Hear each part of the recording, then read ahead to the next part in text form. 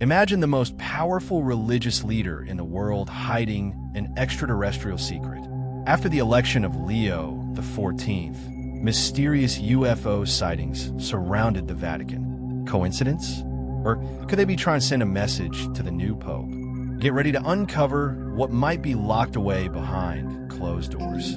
This account was sent to our channel by someone who asked to remain anonymous. The experience you're about to hear happened shortly after the election of Pope Leo XIV and left this person with more questions than answers. What you are about to hear may change the way you see the Vatican and even the world itself. Before we begin, like and follow the channel so you don't miss the next stories, which for reasons of national security could be taken down at any moment. I never imagined that a simple evening walk through St. Peter's Square would become the beginning of a surreal nightmare. It was a typical late afternoon in Rome, the sky painted in shades of orange, tourists taking photos, and nuns hurrying toward the Basilica. Everything seemed normal until it wasn't. I was sitting on one of the stone benches, gazing at the imposing dome of the Vatican, when something caught my attention. In the sky, a luminous point seemed to move erratically. At first, I thought it was a drone, maybe some tourists trying to capture shots of the city. But what happened next made my heart race. The point began to grow, as if it were getting closer. And then, without warning, it split into 3 distinct lights. They aligned in a perfect triangle, hovering silently over the Basilica's dome. I looked around, expecting to see other people reacting, but no one seemed to notice. It was as if I were in a state of hypnosis, unable to look away. Suddenly, I felt a pressure in my head, like a low, continuous hum. It was a deep, resonant sound that seemed to come from inside my mind. I tried to stand up, but my muscles wouldn't respond. I was trapped, paralyzed, watching those lights blink in unison. Then, one of the lights started to pulse, emitting intermittent flashes. And that's when I saw it. A hooded figure appeared on the balcony of the Basilica. It didn't look human. It was tall, extremely thin, and its eyes, they were black, without pupils, just darkness. The figure raised one of its hands toward the lights, and they immediately vanished. There was no sound, no movement, just emptiness, absolute silence. It was as if time had stopped. When I finally managed to move my arms and legs, I stood up, staggering. I looked around, expecting to see others in shock, but everyone kept walking, laughing, chatting, as if nothing had happened. I ran toward the balcony where the hooded figure had been, but when I got there was no one. Just a group of tourists taking selfies and a Vatican guard who looked at me oddly. I wanted to tell him what I had seen, but who would believe a story like that? An alien-like being at the Vatican, controlling lights in the sky? I wouldn't believe it myself. But that feeling of being watched, that deep hum, and that hooded presence, I knew it wasn't an illusion. After all, if the Vatican were really hiding something, it would be the perfect place for such an encounter. The days following that night were a blur. I couldn't get that vision out of my head. The hooded figure, the triangular lights, the piercing hum. It was as if the scene were burned into my mind, replaying in an endless loop. In an attempt to find some explanation, I returned to St. Peter's Square the next day. I walked by the same benches, sat in the same spot, but everything seemed normal. Tourists kept taking pictures, priests hurried by, and the Basilica's bells chimed their usual tolls. But then, something caught my attention. A group of journalists was gathered near the entrance to the Basilica.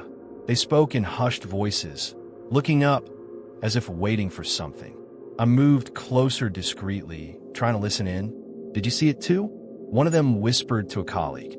"Yeah, 3 lights, forming a triangle. And that sound? A strange hum, right?" My heart raced. They had seen it. I wasn't crazy. But before I could get any closer, a Vatican security guard approached, dispersing the journalists. With a stern look, he pushed them away from the entrance, making it clear that the subject was closed. I quickly walked away, trying to process what I had just heard. Other people had seen the lights too, but if it was so obvious, why was there no news about it? Why was the media silent?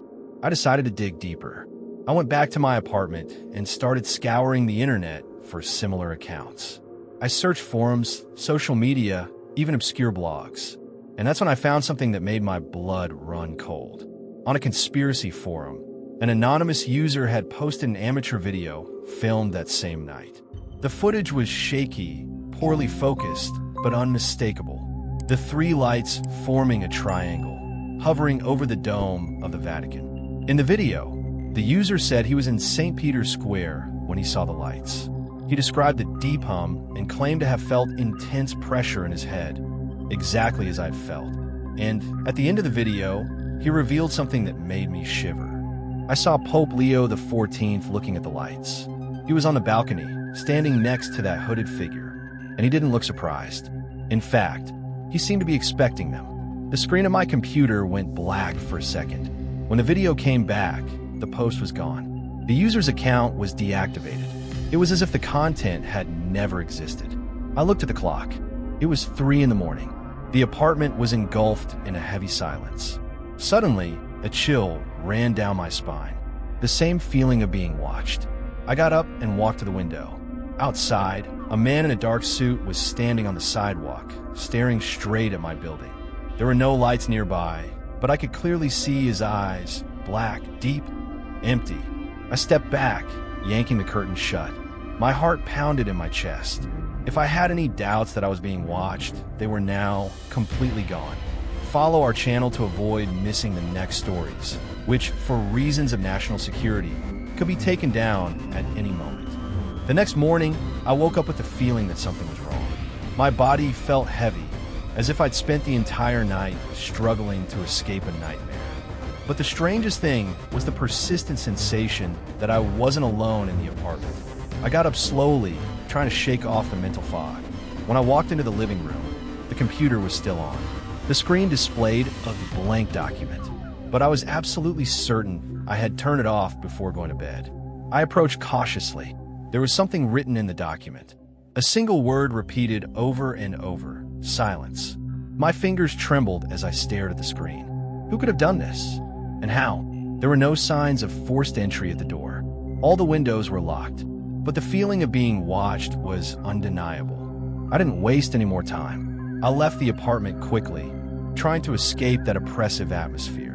I walked to a nearby cafe with free Wi-Fi.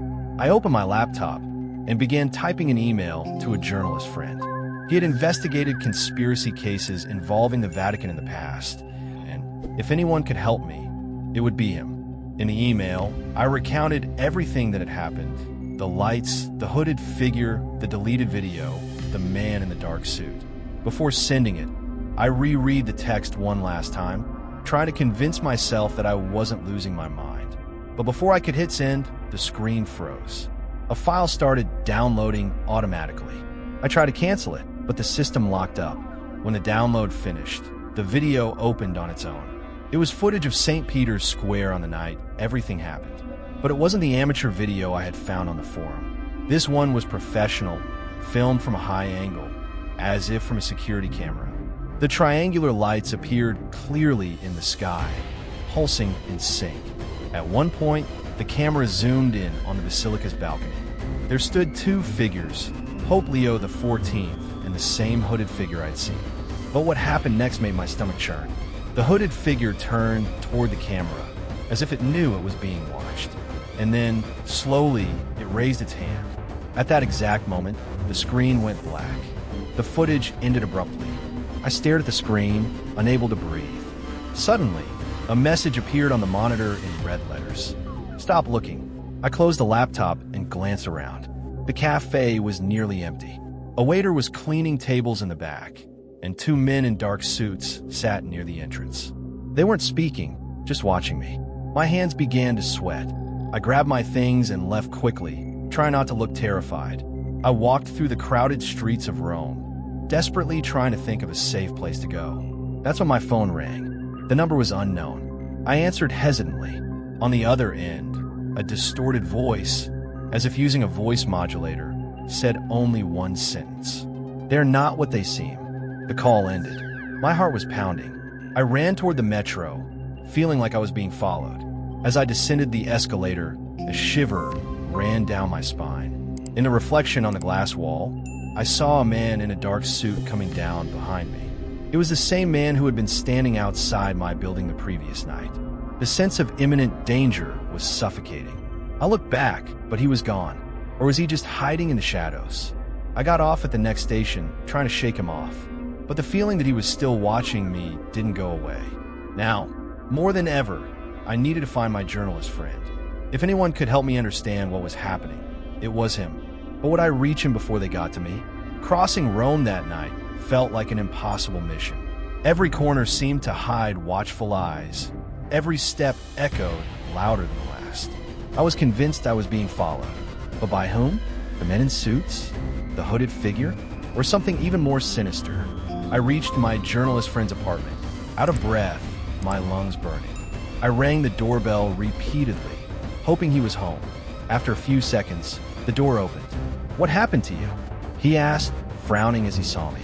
I walked in without answering, locking the door behind me. I explained everything in a rapid, desperate flow.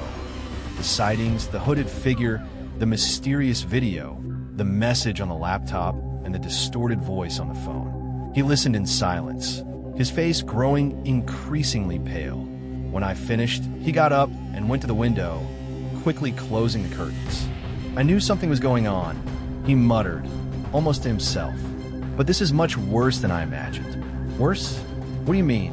I asked, feeling a chill run down my spine. He went to a drawer and pulled out a thick envelope. Opening it, he revealed several printed photos. In all of them, Leo XIV was seen in the company of strange-looking men, tall, thin, with almost translucent skin. Their eyes were black, without pupils, exactly like the hooded figures. These photos were taken before Leo XIV's election, my friend explained. He met with these figures in secret at a secluded monastery in the Italian countryside. Since then, there have been reports of strange lights and mysterious disappearances. I stared at the photos in shock. In one of them, Leo XIV was holding hands with one of these figures, standing in a kind of ritualistic circle. In the background, a triangular symbol glowed on an altar, the same pattern I'd seen in the sky that night. "Do you think he's involved in this?" I asked, trying to control my panic. "I think he's not who he claims to be," my friend said, his voice dark. "And he's not alone." Before I could respond, we heard a loud noise outside. Heavy footsteps, muffled voices. My friend immediately turned off the lights, signaling for me to stay quiet. We crouched behind the sofa, trying to control our breathing. The footsteps grew closer, now right outside the door. The doorknob turned slowly, but the door was locked. Then, a sepulchral silence filled the room. Suddenly, a low, deep hum filled the air, making my head throb. It was the same sound I had heard in St. Peter's Square. I looked at my friend, but he was already unconscious, collapsed on the floor with his eyes rolled back. The door burst open with a crash. Before I could react, two men in dark suits entered, their eyes black as bottomless pits. One of them leaned down, his face inches from mine. "Silence. You've seen too much." And then, everything went dark. When I woke up, I was back in my apartment. Sunlight streamed through the window, as if nothing had happened. My laptop was on the table, turned off. I rushed over and powered it on, but there was no video, no message, no document with the word silence. I grabbed my phone and called my journalist friend's number. The line went dead. The number no longer existed. I went to his apartment, but it was empty, completely cleared out. No furniture, no sign that anyone had ever lived there. That night, while trying to figure out if everything had been a delusion or a distorted reality, I turned on the TV. On the news, there was footage of Leo XIV smiling at the cameras. Beside him stood two tall, thin figures with black eyes. They were dressed like cardinals, but their faces were inhuman. The Pope spoke in a calm, controlled tone. "We must welcome our new brothers of light, sent to guide humanity." And then, a cold smile spread across his face. A smile that was not human.